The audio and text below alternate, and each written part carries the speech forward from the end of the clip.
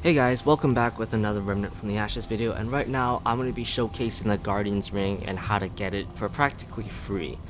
So this is going to be a lengthy video because I'm going to actually have to be explaining a lot of things on how to get it for free. But otherwise than that, if you go to the vendor that I'm currently teabagging in the root jungle, she will sell the Guardian's Ring for 100,000 scraps, which is just redundantly expensive. Now there is a way to get it for free, but it's not exactly easy. Before I explain that, let me just talk about the ring. The Guardian's Ring reduces incoming melee damage by 15%, which is by far the most benefiting ring in this game. Possibly its lore is right there if you guys wish to read it. Now, when you first see this ring, the vendor will actually try and charge you 100,000 scrap. Now, that's a lot, right? You don't exactly get 100,000 scrap that easily. You can, maybe luckily manage to get at least 50,000 scrap throughout your entire playthrough. But to get 100,000 scrap, you're gonna need to grind at least the game twice for you to get that much. And that's with you not spending a single scrap. I actually got the achievement for getting 50,000 scrap when I practically finished the game. So I can only imagine that you would need to finish the game twice to manage to get 100,000 scrap. Now, the way to get this ring for free is that within the root jungle, there's gonna be a dungeon that's gonna spawn there. That's hopefully guaranteed. If not, you guys might have to reset your world if you guys want to get this ring for free.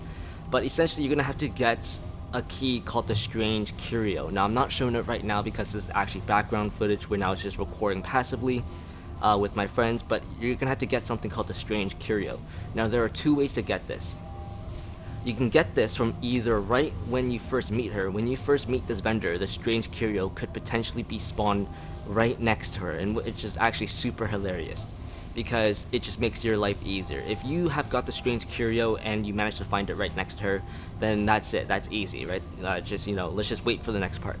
But if you have yet to get the Strange Curio in the root jungle, then essentially you're gonna have to go through every dungeon in the game until you kill the boss that will drop the Strange Curio, or you might have to find it within the root jungle itself to get the Strange Curio. And that's not even a guarantee that you'll find it unless you get the dungeon. Basically, the way you know you'll get the dungeon is that if I'm hopefully showing the gameplay properly, you'll see that there's this giant iron door that requires a key. Now, my friend's putting in the key for us right now, but essentially that door will only open if you have the Strange Curio. So if you go to a dungeon, if you have that doorway, then the next part is just easy. But if you don't have that doorway and if you search the entire map and you don't have that dungeon, that just means that you're gonna have to either reset your world or you're just gonna have to get the key legitimately. But otherwise than that, once you get the Strange Curio, whatever it's called, go to the door, open it, and the moment you get in there, a boss is gonna spawn. Now, don't be alarmed, this boss is actually quite fairly easy, but then this boss will only stay for a little bit of time. You just have to get him down to half health before he leaves, or don't even, you just have to wait till he leaves. He's going to be spawning a lot of root minions there, so be careful about that. But like I said, just don't worry if he leaves. There's going to be a couple of rare items in there. There's going to be a Tome of Knowledge and a cool helmet for you guys. If you guys are interested in that helmet, you guys can pick it up. My friend already picked it up in the gameplay video you guys are seeing. So that's that.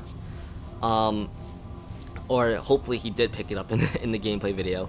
But otherwise than that, once you fight him, all you need to do is just go back to the vendor. And when you do, you'll realize that she's actually dead on the ground. And the whole area gets clouded in fog. And the boss that you just tried fighting is essentially going to be the boss in that little area. Now, once you kill that boss, you'll see that there's an epic item right next to the vendor, and that will actually be the Guardian's Ring. Now, that was just for us, right? I'm hoping that it's a guarantee for everyone else that gets it.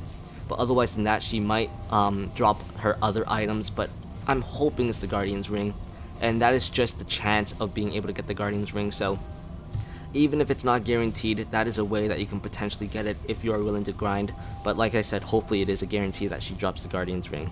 Otherwise than that, what I suggest is that when you guys first meet her, you guys buy her melee weapon, because once she dies, and you will no longer be able to buy things from her until you reset the game. So pick whatever you want that you feel that you essentially need, or if you're a collector, then buy it, because when she dies, she's done for. Otherwise than that, I hope you guys enjoyed the video. I hope this helped. If you guys have any tips or you guys want me to do certain videos on certain things, if I have it, I'll do it. Otherwise than that, I'll see you guys next time. Peace.